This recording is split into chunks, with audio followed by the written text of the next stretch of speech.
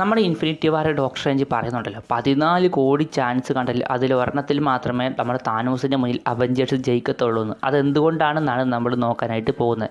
അങ്ങനെ നമ്മുടെ ഇൻഫിനിറ്റി വാറിലെ താനോസിൻ്റെ കാര്യം പറയും. ഇൻഫിനിറ്റി വാറിലെ താനോസിന് ആദ്യം തന്നെ പോപ്പുലേഷൻ പകുതി കുറയ്ക്കണമെന്ന് മാത്രമേ ചിന്തയുള്ളൂ. അതിനുവേണ്ടി ഫൈറ്റിനോടൊന്നും താല്പര്യമില്ല. ആകെ ഹൾക്കിനോട് മാത്രമേ ഫൈറ്റ് ചെയ്തിട്ടുള്ളൂ. ബാക്കിയെല്ലാം സൂപ്പർ വേഴ്സിനോടൊക്കെ സ്റ്റോണിൻ്റെ പവേഴ്സ് ഉപയോഗിച്ചിട്ടാണ് ഫൈറ്റ് ചെയ്യുന്നത്, വേഗം ഫൈറ്റ് തീർക്കാൻ വേണ്ടി. നമ്മുടെ ഹ്യൂമനായിട്ടുള്ള ടോണിയോട് പോലും സ്റ്റോണിൻ്റെ പവർ വെച്ചിട്ടാണ് ഫൈറ്റ് ചെയ്യുന്നത്. ഇനി സ്റ്റോണും കിട്ടിയ ശേഷം നമ്മുടെ താനോസിന് ഫൈറ്റിനോട് താല്പര്യമില്ലാതെ അവിടെ നിന്ന് പോവുകയും ചെയ്യും.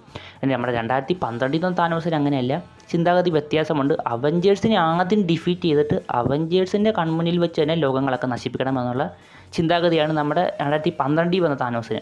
അപ്പോൾ ഈ രണ്ട് താനോസുമാർക്ക് പവേഴ്സ് ഒത്തിരി കൂടിയിട്ടുമില്ല കുറഞ്ഞിട്ടുമില്ല, രണ്ടുപേർക്കും ഒരേ പവേഴ്സാണ്. അതുകൊണ്ടാണ് നമ്മുടെ ടോണി ആദ്യം തന്നെ നമ്മുടെ താനോസിൻ്റെ ആർമിയാണ് നശിക്കുന്നത്, താനോസ് തന്നെ കാണണം, അതിനുശേഷം മാത്രമേ നമ്മുടെ താനോസ് മരിക്കാവൂ എന്ന് ചിന്തിച്ചിട്ടായിരിക്കാം നമ്മുടെ ടോണി ആണെങ്കിൽ സ്നാപ്പ് ചെയ്തത്. ഇനി നമ്മുടെ ഗൗട്ട്ലെറ്റിൻ്റെ കാര്യം പറഞ്ഞാൽ കുള്ളൻ ഉണ്ടാക്കി കൊടുത്താണ് ഇച്ചിരി പവർഫുള്ളെങ്കിലും ടോണി ഉണ്ടാക്കിയതാണ് ആരുടെ കയ്യിൽ പാകമാകുന്നു പവർഫുള്ളാവുന്നു. അത് ആർക്കും പവേഴ്സ് താങ്ങണമെന്ന് മാത്രമേ ഉള്ളൂ. ശക്തനായ നമ്മുടെ തോറിനൊക്കെ വേണമെങ്കിൽ താങ്ങാൻ പറ്റുമായിരിക്കും.